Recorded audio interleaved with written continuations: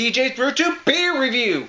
As you can tell by the hat and the bottle in front of me, it's holiday ale or Christmas ale time again. And today we're going to review one of the classics, one of the very first Christmas ales. Hell, it might have been the first Christmas ale. Why? Because it's a beer that's been brewed and bottled since 1975. And what beer is that? Well, it's from Anchor Brewing Company, who's out of San Francisco, California, US of A. Yay, yay. And we're going to have their 2013 version of their Christmas Ale, or they used to also call it Our Special Ale, but now on the website it just says Christmas Ale.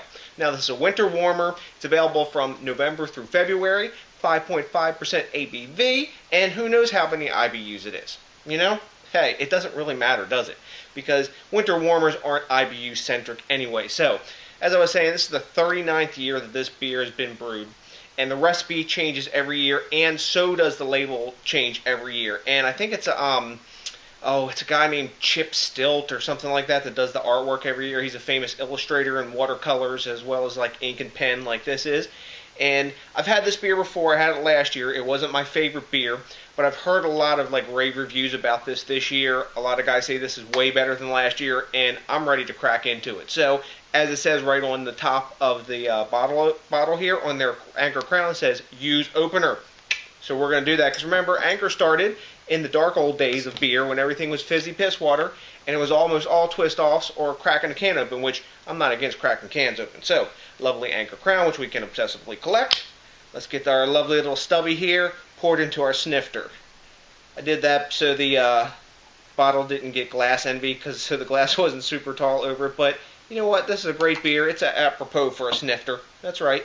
If you can last 39 years, changing the recipe every year and the beer's still around, that's a great beer in my book. So, here we go. When I hold it up to the light, it's super clear. I'm saying that because I can see light through. It's almost all the way black, but some ruby glints are coming through when I hold it up to the light here. The head settled down to about a quarter finger. I'd say the temperature on this right now is about 48 degrees. I let it warm up a little bit when I swirl it. Not really getting any alcohol legs, but we do get some nice glass lacing clinging to the sides there. Looks like a well put together beer. It's a nice dark ale. A lot of winter warmers look like this. So, and you know what? They do look like this beer because this was the first beer. So if they're looking like a winter warmer, they're looking like Anchors. So, let's get a nose on this and tell you what's up in the aroma department. Oh man, that's nice. Caramel, toffee, dark fruits, a bit of cinnamon maybe. Man, that's a lovely smelling beer. Way better than last year. Last year it smelled like bubblegum and they had that hop in it, whatever throws that bubblegum sort of aroma. That wasn't for me. Man, this is really nice. There's even a little bit, maybe a little bit of chocolate in there from the malt, and a lot of dark caramel, maybe some burnt sugar. Like an herbal sort of hop in the background. Man, this is a really pleasant smelling beer. It's got a really great rounded, like sort of fruity, toffee, cinnamon, spicy kind of aroma, but not like big spicy up in your face like a lot of winter warmers are. Man, great smelling beer. I'm ready to dive into this one, guys. Cheers and Merry Christmas.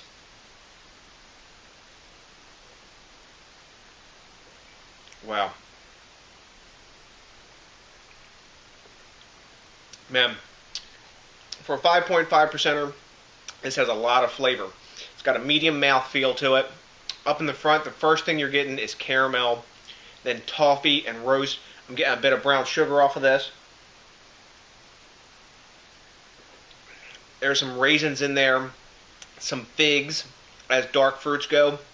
A lot of folks cellar this beer. Even though it's 5.5%, they'll cellar it into a vertical 5 or 6 years. I sense from the taste of this could cellar well. The aftertaste is that of a little bit of coffee and sort of burnt sugar. But all in all, it's a super tasty beer that I would drink again, and I recommend for other folks to drink again. Really great brew, and you know what? You can't knock it this year. The flavor's exponentially better than I had last year, and I'm geeking out about this. So, what are the other folks saying? Well, Rate Beer gives it a grading system, and the way they're grading it is like cumulatively.